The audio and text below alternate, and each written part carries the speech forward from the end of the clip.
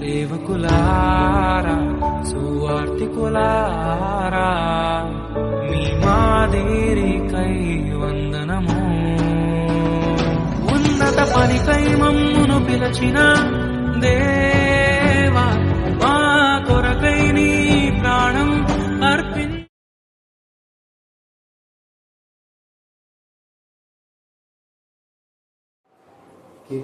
71వ కీర్తన 8వ అధ్యాయం. నీ కీర్తితోనూ నీ ప్రభావంతోనూ దినమంతయు నా నోరు నిండి ఉన్నది. దేవుడు యజమాని 71వ కీర్తన 2వ అధ్యాయం. 2వ వచనం. నీ నీతిని బట్టి నన్ను తప్పింపు, నన్ను విడిపింపు, నీ చెవి ఎగిరి నన్ను రక్షింపు. దేవుడి యజమాని. పరిశుద్ధ బైబిల్ గ్రంథంలో నుండి ఎహెజ్కేలు గ్రంథము 14వ అధ్యాయము 12 నుంచి 20 వచనాలు చదువుతున్నాం.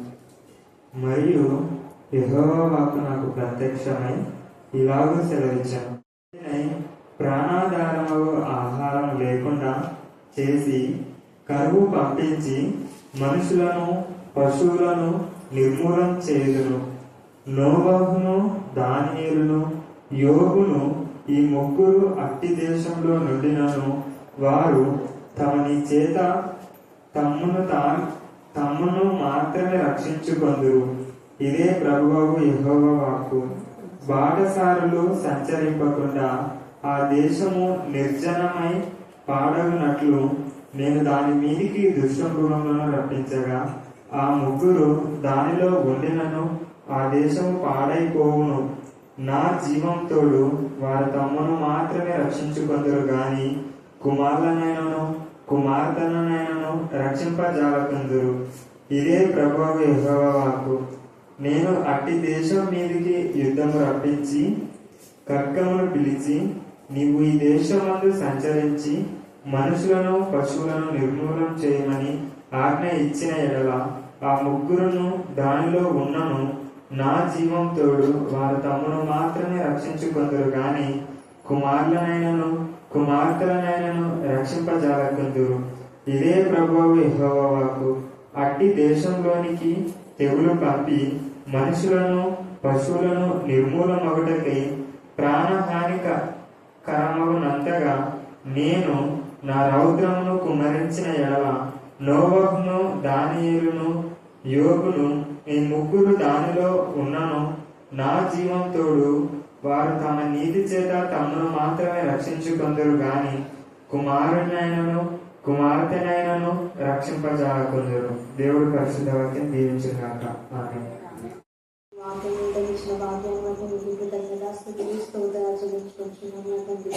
గడిచిన కాలమంతా మీ కాపుదలను భద్రతను క్షేమం మీరు మాకు అనుగ్రహించిన విధానాన్ని బట్టి మీకు కృతజ్ఞతాస్తుతులు స్తోత్రాలు చెల్లించుకుంటున్నాను తండ్రి. చెప్పబడిన వాక్యం నా ప్రభువా మరి ఫలించి అభివృద్ధి చెందే ప్రతి ఒక్కరి జీవితాల్లో వాక్యానుసారమైన జీవితాన్ని జీవించే కృపను భాగ్యాన్ని అడుగుతున్నాను తండ్రి. వాక్యం చెప్పిన అక్కను దీవించండి, ఆశీర్వదించండి. మీ కాపుదల మీ భద్రతని క్షేమం మాకు అనుగ్రహించమని అడుగుతున్నాను నా తండ్రి. ఇంకా ఎంతవరకు మీ ప్రణాళిక ఉంది నా ప్రభువా. అనేక ఆత్మను రక్షించడానికి మీ కృపను మీ బలాన్ని మీ శక్తిని అనుగ్రహించండి నా ప్రభువా. మేము విన్న వాక్యాన్ని విడిచిపెట్టకుండా నా ప్రభువా వాక్యానుసారమైన జీవితాన్ని జీవించుటకు మా శక్తిని అనుగ్రహించండి నా తండ్రి. పాపం లోకంలో మా చుట్టూ పాపం ఉన్నప్పటికీ నా ప్రభువా మేము పాపంలో పడిపోకుండా మీ కంచెంలో మా కాపుదలగా ఉంచమని అడిగి వేడుకుంటున్నాం నా తండ్రి. మరి ఏది నిజమైన వాక్యము ఎవరికి నిజంగా చెప్తున్నారని మేము కూడా బైబిల్ చదివి తెలుసుకునే కృపను వాక్యం ప్రతి ఒక్కరికి అనుగ్రహించమని అడుగుతున్నాం నా తండ్రి.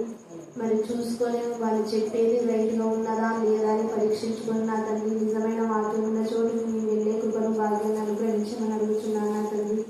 ఇక్కడ వచ్చిన ప్రతి ఒక్క బిడ్డను దీవించండి, ఆశీర్వదించండి. మీ కాపుదల మీ భద్రతను క్షేమంగా ఉంచుకోండి నా తండ్రి. పిల్లలు జ్ఞాపకం చేసుకుని ప్రతి ఒక్క బిడ్డకు మంచి ఆరోగ్యాన్ని అనుగ్రహించమని అడుగుతున్నాను నా తండ్రి. మరి గర్భిణీ స్త్రీలను వారిని జ్ఞాపకం చేసుకున్న తండ్రి వారికి ఏ సమస్య ఉందో ఏ బాధతో ఉన్నారో ప్రతిదీ చేయండి నా ప్రభా. మంచి ఆరోగ్యాన్ని వారికి అనుగ్రహించండి నా ప్రభా. మరి డెలివరీ అయిన ప్రతి ఒక్క బిడ్డకు మీ కాపుదలని భద్రతని క్షేమం అనుగ్రహించండి నా తండ్రి. తల్లి బిడ్డ క్షేమంగా ఉండే కృపను భాగ్యాన్ని అనుగ్రహించండి నా తండ్రి. వృద్ధులను దీవించండి, ఆశీర్వదించండి నా ప్రభా. వారు చెప్పే విషయాలు నా తండ్రి నీ గురించి చెప్పే విషయాలు మీరు జాగ్రత్తగా విని వారిలా నడుచుకునేటప్పుడు నా ప్రభావ మాకు ఈ కృపను అనుగ్రహించమని అడుగుతున్నాను నా తండ్రి. ఏంటంటే నోవహు, తర్వాత దానియేలు, యోబు. ఎవరు చెప్పండి? మళ్ళీ చెప్పాలి. నోవహు, దానియేలు, యోబు. ఈ ముగ్గురిని గురించి యెహెజ్కేలులో ఎందుకు తండ్రి దేవుడు రాసి ఉంచున్నాడు అంటే వచనం మనం చూస్తే పైన విశ్వాసఘాతకుల నుంచి దేవుడు కాపాడుతున్నాడు. అంటే విశ్వాసం గలవాడిని ఆయన ఆశీర్వదిస్తాడు అనేది ఇక్కడ అంశం. దేవుని పైన హత్తుకొని ఆనుకొని ఆయన పైన ఎవరైతే ఆధారపడతారో వాళ్ళ జీవితాల్లో అభివృద్ధి. హల్లెలూయా, హల్లెలూయా. అందుకే యెహెజ్కేలు 14వ అధ్యాయంలో 13వ వచనంలో ఈ మాట మాట్లాడుతున్నాడు. చదవండి. నరపుత్రుడా ఏ దేశమైతే అనే మాటలో చాలా అర్థం ఉంది, మార్మికమైన సత్యం. అది పల్లెైనా, పట్టణమైనా, కుటుంబమైనా, వీధైనా, ఏ వీధైనా, ఏ దేశమైనా, ఏ కుటుంబమైనా, ఏ వ్యక్తి అయినా, వ్యక్తిగతంగా, కుటుంబ పరంగా, వీధి పరంగా, పల్లె పరంగా, పట్టణ పరంగా, దేశ పరంగా దేవుడు మాట్లాడుతున్నాడు. ప్రతి దేశంతో ఈ యొక్క ప్రపంచంలో నలుమూలలో ఉన్న దేశాలన్నిటితో మింగిల్ చేస్తూ తేజగా ఏ దేశం అన్నాడు. అది ఏదైనా కానీ ఏ దేశం అయితే విశ్వాసఘాతకమై నా దృష్టికి పాపం చేసిందో దానికి నేను విరోధినై ప్రాణాధారముకు ఆహారం లేకుండా చేసి కరువు పంపించి మనుషులను పశువులను నిర్మూలము చేయదు. తేజగా మాట్లాడుతున్నాడు. ఒకప్పుడు ఉన్న పశు సంపద ఇప్పుడు లేదు. చాలా పశు సంపద. అప్పుడు చాలా మంది ఇళ్లలో ఇక మేకలు కానివ్వండి, గొర్రెలు, ముఖ్యంగా ఇవి బర్రెలు ఉండేవి. చాలా ఇళ్లలో పాడి. మా నాయనమ్మ నాకు ఎంత చక్కగా చెప్పేవాళ్ళు నాయనమ్మ వాళ్ళు. వాళ్ళంట వంటకు ఎప్పుడు మంచి నూనె కొనేవాళ్ళు కాదంట నాయనమ్మ వాళ్ళు. పెద్ద కుండలు కంటారు, పెద్ద కుండ కూడా చూపిస్తారు. నేను అక్కడికి పోయినప్పుడు వాళ్ళ ఊరికి పోయినప్పుడు వాళ్ళ తల్లిగారి ఊరు కానీ అత్తగారి ఊరు రెండు ఊళ్ళలో నేను చూసినాను. చాలా పెద్దగా ఉంటాయి, ఇంత పెద్దగా ఉంటాయి. దాని నిండా వాళ్ళు నెయ్యి చేశారు. ఆ నెయ్యితోనే వాళ్ళ వంటలు అన్నీ కూడా ఏది బయట కొనేవాళ్ళు అనేది. తలకు కూడా నూనె వాళ్ళ ఆమ్దమే. అంత సమృద్ధి. పెద్ద పెద్ద ఇదే ఈ రూమ్ అంతా ఉంటాయి. అవి కింద గరిసెలు అని దాంట్లో అన్ని ధాన్యాలు చూడండి. ఒక గరి అంటే ఇంత దాంట్లో 2 ఇట్లా రాయి ఉంటుంది పైన. అంటే అది మళ్ళీ అరువులాగానే ఉంటుంది. దాన్ని అంతా వాడుకుంటారు. కానీ కింద లోపల ఆ బండ తీసి ఒక నిచ్చెన వేసుకొని లోపలికి పోయి ధాన్యం తీసుకుంటారు. అట్లా 2 ఉన్నాయి. దీంట్లో ఏముంది, దాంట్లో ఏముంది అంటే దీంట్లో వేరుశనక్కాయలు, దాంట్లో అదే ఏవో ఉంటాయి అన్నమాట. ఎక్కువ వరి పండేటం. అప్పుడు వరి ఈత కూడా పెద్దలకు అర్థమైపోయింది. దాన్ని ఇప్పుడు సోన మసూరి చేస్తే కానీ ఆ టేస్ట్ లేదు. హల్లెలూయా, హల్లెలూయా. అంత ఇదిగా ఆ పూటలో ఉండేది. కానీ ఇప్పుడు దేవుడు ఏం చేస్తున్నా, ఇప్పుడు చాలా మంది ఇళ్లలో లేవు పశువులు. అప్పుడున్న పాడి పశువులు ఉన్నాయా? లేవు. అప్పుడు ఊరికనే పాలు పోసేవాళ్ళు, ఊరికనే పెరిగేమో అంటే ఒక గ్లాస్ వేసేవాళ్ళు. చూడండి ఎంత ఇదిగా. అంతే రాను రాను ఏమైపోయింది అంటే మానవుడు విశ్వాసఘాతకుడు అయిపోయినా. ఎప్పుడైతే మానవుడు విశ్వాసఘాతకం అయిపోయిందో ఆ దేశాన్ని దేవుడు ఏం చేస్తున్నాడు, ఆ కరువు, తర్వాత పశు సంపద ఎక్కడైతే లేదో అక్కడంతా కరువే ఉంటుంది. చాలా ప్రాంతాల్లో పశు సంపద ఎక్కువగా ఉంది. ఆసియా ఇక్కడంతా కూడా పశు సంపద ఎక్కువ ఉంది. కాబట్టి ఆస్ట్రేలియా ఒంగోలు జాతి బిడ్డని అక్కడి నుంచి తీసుకొస్తున్నారు. పెద్ద అవి ఫారిన్ ఇవి అని అంటుంటారు కదా, అవి చాలా చాలా పాలిస్తాయి. అప్పట్లో తండ్రి అయిన దేవుడు కూడా ఈ యొక్క యాకోబు అన్నాడు, యాకోబు యొక్క పనివారి యొక్క జీతము గొర్రె పాలుతోనే ఇబ్బంది ఉంటారు. వాళ్ళ భోజనం కూడా అదే పాలు పెరుగు. ఏసై కూడా పాలు పెరుగు. తర్వాత మనం చూస్తే యోహాను కూడా ఆ పెరుగు, తర్వాత ఆ తేనె, మెడతలు అంటారు. మెడతలైన ఆహారం చూడండి. అప్పటి ఆహారం అంత బలంగా వాళ్ళు ఉండేటటువంటి వాళ్ళు, అంత బలంతో ఉన్నారు. కాబట్టి బలమైన దేవుడి యొక్క శక్తి వాళ్ళకు ఉంది. కాబట్టి అప్పట్లో వాళ్ళకు భయం భక్తి ఉంది. కాబట్టి సమృద్ధి ఉంది. ఇప్పుడు భయం భక్తి లేదు. అందుకనే ఏమైపోయిందంటే కరువు వచ్చేసింది. ఈ మధ్యాహ్న కాల సమయం ముందు నీ ఇంటిలో కరువు ఉంటే నువ్వు దేవుడి మీద భయభక్తి కలిగి ఉన్నావు లేదో ఒక్కసారి ఆత్మపరిశీలన చేస్తున్నావు. ఎవరికి వాళ్ళు ఆత్మపరిశీలన మనం చేస్తున్నాం. సమృద్ధిగా ఉండి తినలేని పరిస్థితిలో ఉన్నామేమో, అది కూడా ఆత్మపరిశీలన చేస్తాం. ఒకప్పుడు అప్పులు, ఇప్పుడు అప్పులు ఉన్నాయేమో. కానీ అప్పుడు ఇప్పుడు తీర్చబడినట్టే నువ్వు దేవునికి విశ్వాసంగా ఉన్నావు అనేది ఒక నిదర్శనం. విశ్వాసఘాతకుడు కాకుడే అంటాడు. దేనైనా దేవుడు క్షమిస్తాడు, కానీ రెండింటిని క్షమించాడు. ముఖ్యంగా ఏ పాపం అంటే విగ్రహారాధన అనే పాపాన్ని విశ్వాసఘాతకం అనే పాపం. ఆ విగ్రహారాధనలోనే వ్యభిచారం కూడా వస్తుంది, విశ్వాసఘాతకంలోనే వ్యభిచారం వస్తుంది. హోషేయ ప్రవక్త ఒకసారి హైమాస్ చెప్పింది, ఆ వ్యభిచారం స్త్రీని చేసుకోమంటే విశ్వాసఘాతకురాలై హోషేయను వదిలిపెట్టి వేరే పురుషుని దగ్గరికి వెళ్తే దేవుడు అంటాడు, ఏం తప్పు చేసినట్టే నీకు అన్ని సమృద్ధిగా ఇచ్చినాం కదా. మరి దేవుని సన్నిధిని వదిలిపెట్టి మనం వేరే ఎక్కడికన్నా పోతే అది విశ్వాసఘాతకం. ఈ రోజు నేను దేవుని స్తుతిస్తున్నా. హల్లెలూయా, హల్లెలూయా. ఐశ్వర్య వాళ్ళ మేడం పెళ్లి అందరూ వెళ్ళిపోయినారు పెళ్లికి, ఇంక్లూడింగ్ క్రిస్టియన్స్ అనే వాళ్ళు కూడా. కానీ నేను చెప్పినాను, అమ్మ నేను చిన్నప్పటి నుంచి కోరేది అలాగా, ప్రార్థన అయిపోయిన తర్వాతనే ఏదైనా వెళ్ళొచ్చు. ఈవెన్ నా సొంత అన్న కొడుకు పెళ్లి కానీ కూతురు పెళ్లి కానీ ఎవరిదైనా కూడా ఆ తర్వాతనే. కాబట్టి ప్రార్థన అయినాక పోవంటాయి, విధేయత కానీ దేవుని చెప్తాను, ప్రేయర్ అయిపోతూనే వెళ్తాను. నేను అందుకనే మీకు ఏం చెప్తున్నానంటే, చాలా మందికి ఒకవేళ సండే ప్రోగ్రామ్స్ ఉంటాయి కాబట్టి మనం ముందే ఆరాధన ఒక్కటి లోపల. అందుకే ఇక్కడ విశ్వాసము అంటే దేవుని పైన నమ్ముకోవాలి. వాళ్ళు ఏమైనా నమ్ముకోవాలి, మనకు డజంట్ మ్యాటర్. మనం దేవుని పైన నమ్మకం ఉంచి, దేవా ఈ రోజు నీకు ఇవ్వాల్సిన సమయం నీకు ఇస్తున్నా, నువ్వు అన్నావు నాకు ఇవ్వాల్సిన సమయం నాకు ఇవ్వమన్నావు, నేను ఇస్తున్నా ప్రభా. ఇక తర్వాత నీది. ముందు దేవుడికి ఇవ్వాల్సిన సమయం మనకిచ్చి అప్పుడు మన చేతులు దేవుడు వైపు చాస్తే నింపుతాడంట దేవుడు. కొంచెం కాదు, నువ్వు అడిగిన దానికంటే ఉంచిన దానికంటే ఎక్కువనే నింపుతా. నేను అందుకే పదే నేను సాక్ష్యం చెప్పాను. నేను చిన్న పొట్ట మీదేవా అన్నాను, కానీ ఇన్ని రూములు అడగలేదు కూడా దేవుడు ఇచ్చాడు. హల్లెలూయా, హల్లెలూయా. కారణం మన దేవుని పైన నమ్మిక ఇచ్చినప్పుడే. ఇప్పుడు కీర్తన 71:2 చదవండి. కీర్తన 71:2. నీతిని బట్టి నీ నీతిని బట్టి నన్ను తప్పింపు. నీ నీతి. నేను అడిగేది ప్రభావ నా భక్తి నా శక్తి నా నీతి కాదు. నేను అప్పటి నుంచి నాకు ఎప్పుడైతే జ్ఞానోదయం ఏంటో ఆత్మ సంబంధమైన జ్ఞానం దేవుడు ఇచ్చినప్పటి నుంచి దేవుడు నా భక్తి నా నీతి మురిగిపోయి నీ నీతి నాకు ఇవ్వు ప్రభావ. నీ నీతి నాకు ఎస్ఐయా.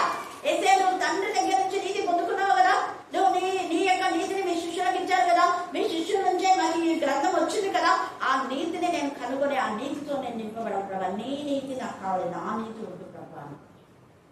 నీ నీతితో నన్ను నింపలేవా, ఆ నీతి నన్ను కాపాడుతాను. అదే 8వ విషయం చదవండి, 71:8. నీ కీర్తితోను నీ ప్రభావ వర్ణనతోను దినమంతయు నా నోరు నిండి ఉన్నది. నా నోరు దినమంతా మన 24 hours మనం దేవుని గురించే.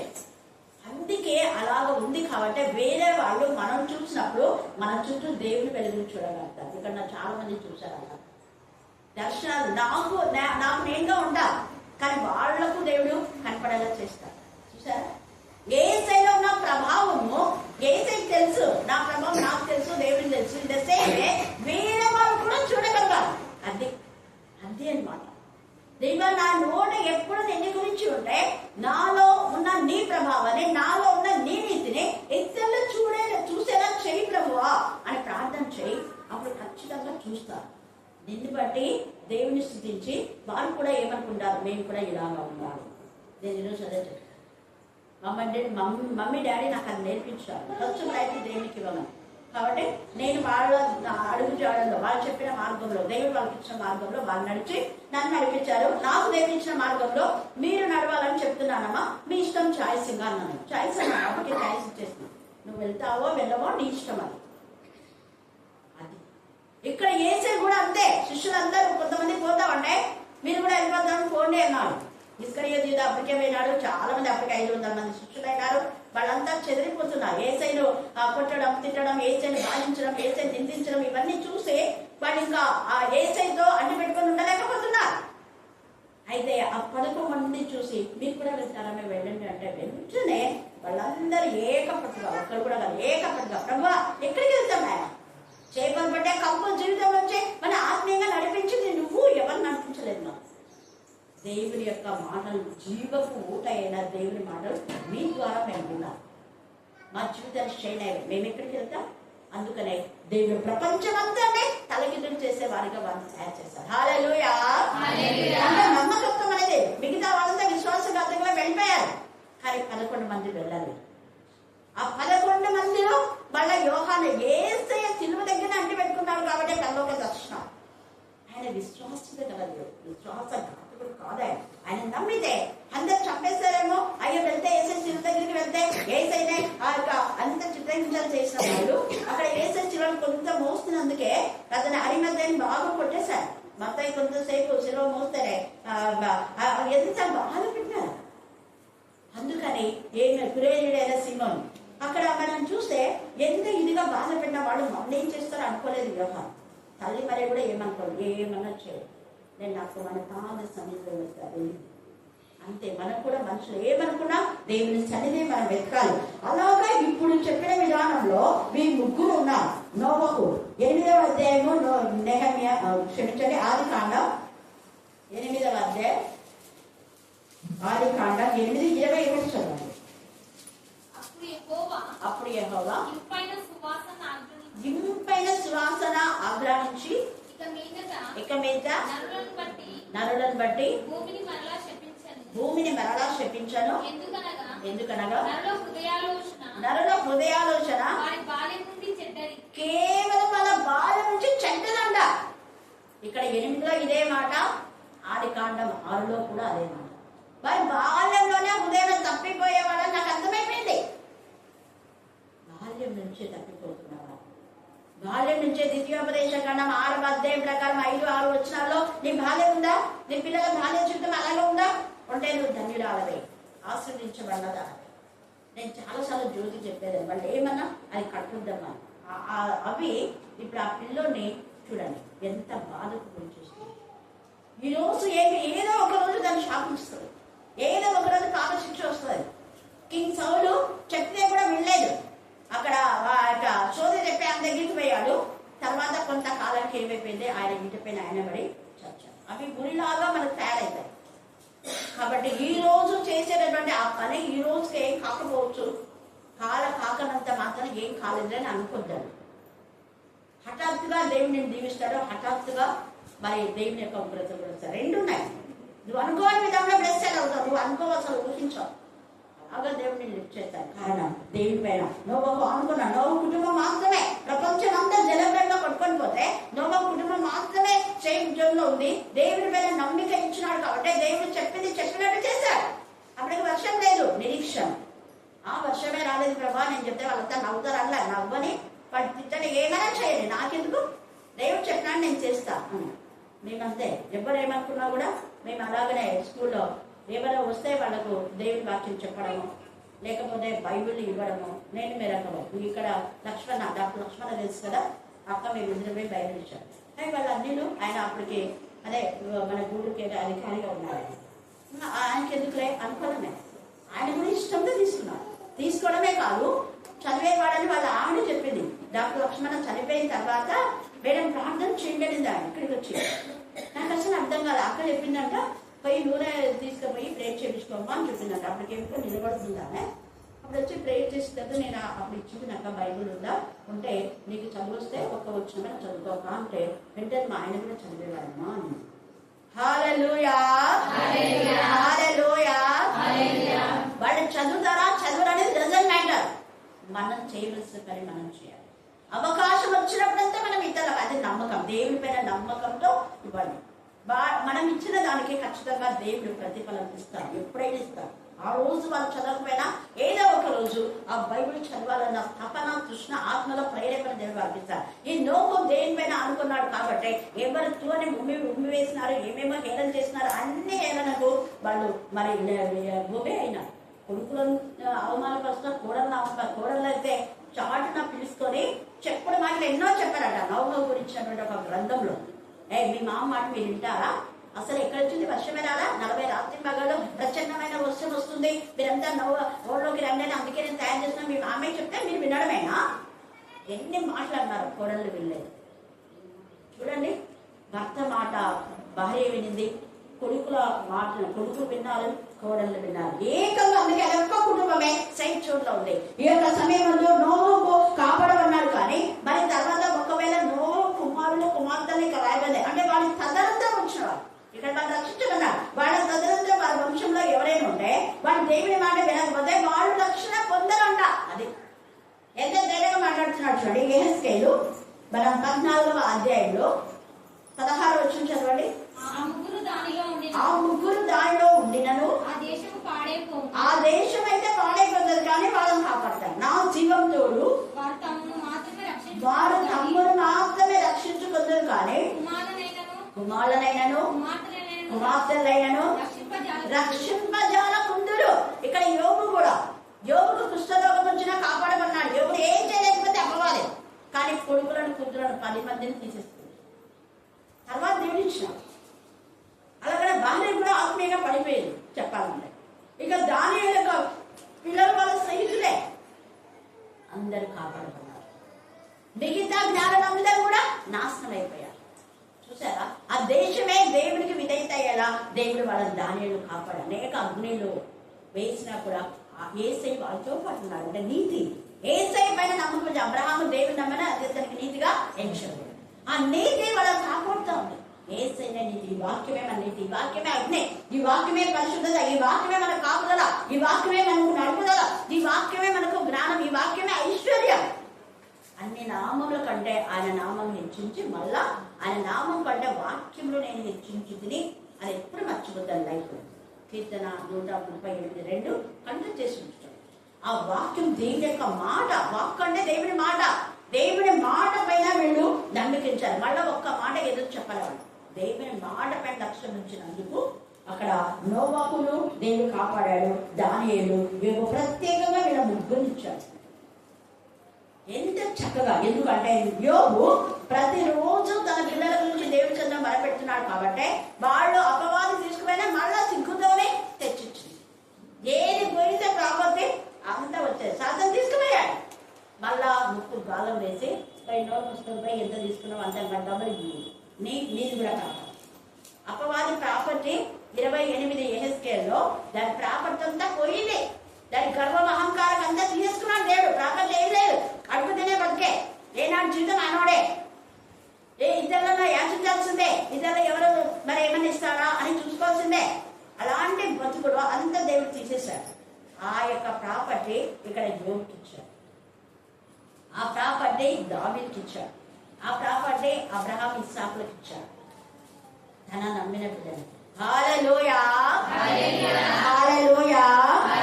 కాబట్టి మనం దేవుడి పైన నమ్మికించినప్పుడు మనకి ఏది లేకపోయినా అన్ని సమృద్ధిగా దేవుడు ఇస్తాడు. అదే మనం చూస్తే ఆదికాండము 7:1 చదవండి. 7వ అధ్యాయం 1వ వచనం.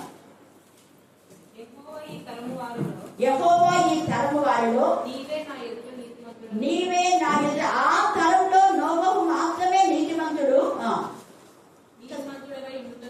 నీతిమంతుడై ఉండుట చూచితిని కనుక నీవును నీ ఇంటి వారు ఓడలో అది చూడండి. నీవును నీ ఇంటి వారు ఓడలో వాళ్ళ ఇంటి వారిని మాత్రమే ఆశీర్వదించడానికి కూడా పైన ఉంది. మీరు 8వ అధ్యాయం 5వ వచనంలో, అంటే ఇప్పుడు చదివిన చివరి వచనం కాకుండా 5వ వచనంలో ఉంది. అండర్లైన్ చేసుకోండి.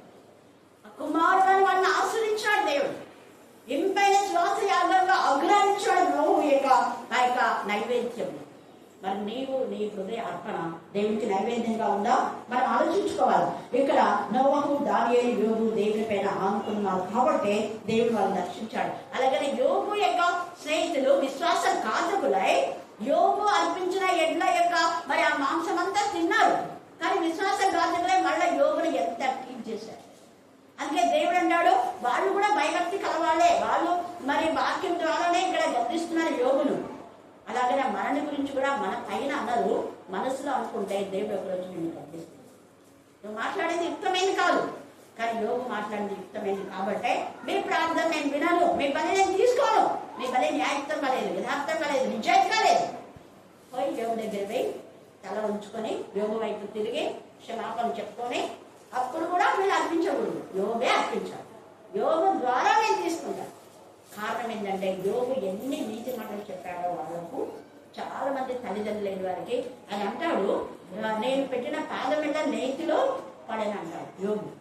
నేను తల్లి లేని వారికి తల్లిగా ఉన్నాను అంటాడు. తండ్రి లేని వారికి తండ్రిగా ఉన్నాను. గుడ్డి వాళ్ళకు నేను చూడనయ్యాను అంటాడు. ఎంత దేవుని పైన ఆనుకుని అలా ఉన్నాడు. అందుకనే దేవుడు అలా అంతగా యోబుని ఆశీర్వదించాడు. దేవుడి పైన ఆనుకున్న బిడ్డలకి ఇప్పుడు ఏది దేవుడు తక్కువ చేయదు. అందుకే సామెతలు నిన్న కూడా చెప్పాను. మీరు సామెతలు అంతా కూడా నీతి గురించి చాలా చాలా ఉంది. చూడండి ఇప్పుడు చదవండి. సామెతలు 11:1 చదవండి చూద్దాం.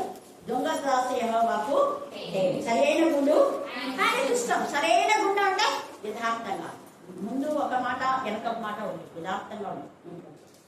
అప్పుడు దేవుని ఎంత ఆశీర్వదిస్తాడో, ఎంత లిఫ్ట్ చేస్తాడో నువ్వు చూస్తావు. సామెతలు 14:12 చూడండి. 14:12. ఒక మీదట సరిగైన మార్గంగా కనపడం తుదక అది ఏమైందంట? మరణం. అంతే. దేవుడు చెప్పిన మాట వినకుండా, పెద్దలు చెప్పిన మాట వినకుండా, దైవజనుల మాట కాకుండా నువ్వు నీ ఇష్టానుసరంగా చేస్తే ఈ రోజు నీకు అది సరిగానే ఉన్నది, తర్వాత అది మరణానికి. నువ్వు అనుకుంటున్నావు నాదే కరెక్ట్ లేని నువ్వు అనుకుంటున్నావు, కానీ అది మరణానికి తోడు. దేవుడి పిల్లలు ఎందుకు చెప్తున్నారు నేను అందుకే చెప్తా. ఎవరైతే సహవాసంలో కొంత తొలగిపోయారో వెంటనే వాళ్ళకి ఎన్ని కష్టాలు వచ్చినా వాళ్ళు ప్రత్యక్షంగా నాతో చెప్పిన మాట, మీరు చూసినటువంటి మాట, సహవాసం నుంచి లేని వాళ్ళు ఏం చేస్తున్నారంటే దేవునికి విరోధమైన వాళ్ళతో సహవాసం చేస్తారు. ఆ విరోధులు వాళ్ళని తెలిసినప్పుడు వీళ్ళు కూడా వాళ్ళలాగానే ఉన్నారని మనకు తెలుస్తుందా లేదా? తెలుస్తుంది. అది ఇంకా అంతకంటే ఎగ్జాంపుల్ ఇంకోటి ఉండదు. నిన్న అరుణం అక్క కూడా ఎంత ఇదిగా చెప్పింది. అక్క ఎంత ప్రార్థన, అసలు ఆమె కుటుంబం, నేను మళ్ళీ చెప్తున్నా, ఈ వీధిలో వాళ్ళ కుటుంబం చాలా ఉన్నతమైన విధానంలో ఉండేది. ఒకప్పుడు మేరక్క వాళ్ళ కుటుంబం ఎలా ఉండదో అలా బాగా చాలా ఎద్దులు. మా చెల్లి పొలాన్ని కూడా నేను వాళ్ళ ఎద్దులతోనే దున్నిస్తాను. సమృద్ధి, ఎంత ఎంత బాగా పట్టేటు, అంత హ్యాపీగా ఉండేటటువంటి కుటుంబం. కొంత ప్రార్థన తగ్గినందుకే కానీ ఏడ్చేసింది నాకు. ఆమె వెళ్ళిపోయిన తర్వాత చాలా ఏడుకొచ్చింది. ఎంత పెద్ద పొట్ట వేసుకొని పిల్లలందరూ చాలా హెల్త్. ఆమె పెట్టిన పిల్లలు ఒక్కొక్కరు 4 కేజీలకు లోపల ఉండేవాళ్ళు. అంత లావు పిల్లలు, అంత పెద్ద పొట్ట వేసుకొని వద్దులేవే ఇంటి దగ్గర ఉండు, కావాలైతే ఎప్పుడన్నా నేనే వస్తాను, ఎప్పుడన్నా వచ్చి ప్రాణం చేస్తాను అంటే కూడా చాలా. ఆమె డెలివరీ అయ్యే పర్యంతం వరకు వచ్చింది ట్రైన్. పిల్లలందరూ డెలివరీ ఆ టైం వరకు అందరినీ దేవుడు మంచిగా ఉంచినాడు. దేవునికి ఇష్టమైంది కాబట్టి నేను అన్నాను, మీ బిడ్డ ఎంత దేవుని భయభక్తి కలిగింది. పెద్ద బిడ్డ, చిన్న బిడ్డ కూడా అనుకోండి, దేవునికి ఇష్టమైంది తీసుకున్నాను, బాధపడదు. కానీ ఇప్పుడు ప్రార్థన రావట్లేదు. అప్పుడు వచ్చినాడు సండే స్కూల్కి అంతా వచ్చినారు, నా ఫోటోలో ఉన్న ఈ పిల్లలు అందరూ, కానీ ఇప్పుడు రావటం లేదు. అందుకే అమ్మాయి యశోదని మీరు మీ పిల్లలకు చెప్పండి. ఇక్కడ వీళ్ళు మాత్రమే సేమ్ జోన్లో ఉన్నారు, కానీ వాళ్ళ కుమార్తెను రక్షింపజాలకుంటున్నారు. అంటే దానియేలు తర్వాత ఎంతమందికి దేవుడి గురించి చెప్పాడు. వాళ్ళ కుమారు లాంటి వాళ్ళు చెప్పాడు, కుమారులా మంచి చెప్పాడు, జ్ఞానులకు రక్షించుకోలేదు, నాశనం అయిపోయారు. చెప్పిన మాట వెళ్ళా దానియేలు చెప్పిన మాట. ఇక్కడ యోగు కూడా చాలా మందికి చెప్పారు, వాళ్ళు కూడా వెళ్ళారు, వాళ్ళు కూడా అంతే. నోబహు తన సొంత కుమార్తెలాగా ఎంతమందికి చెప్పాడు, వెళ్ళలేదు, వాళ్ళు కూడా నాశనం అయిపోయారు. అందుకే ఇక్కడ తమ్ముడు తాము మాత్రమే ఇక్కడ, కానీ వాళ్ళ కుమార్తెనైనా రక్షింపజాలకుంటారు. అంటే ఇన్నర్ మీనింగ్ ఏంటంటే వాళ్ళంతా నా పిల్లలు, వాళ్ళకి బోధ చేసినా వాళ్ళు నిర్లక్ష్య పెట్టారు కాబట్టి తేలిగా రాస్తున్నాడు. మనం అనుకుంటాం దానియేలుకి 6 పిల్లలు ఉన్నారబ్బా, ఇంకా ఈ యొక్క యోగుకి అయితే ఉన్నారులే, మరి నవ్వు పిల్లలు బాగానే రక్షింపబడినారు కదా, ఇక్కడ దేవుడు రక్షింపకుంటున్నాడు అంటున్నాడు అని మనం అనుకుంటాం.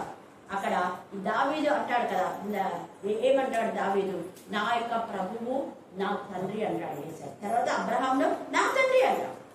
మరి అబ్రహాము ముస్తాదా దావీదు ఎన్ని తరాలు జరిగిపోతాయి, అన్ని తరాలు 14 తరాలు కానీ దావీదు ఉంటాడు.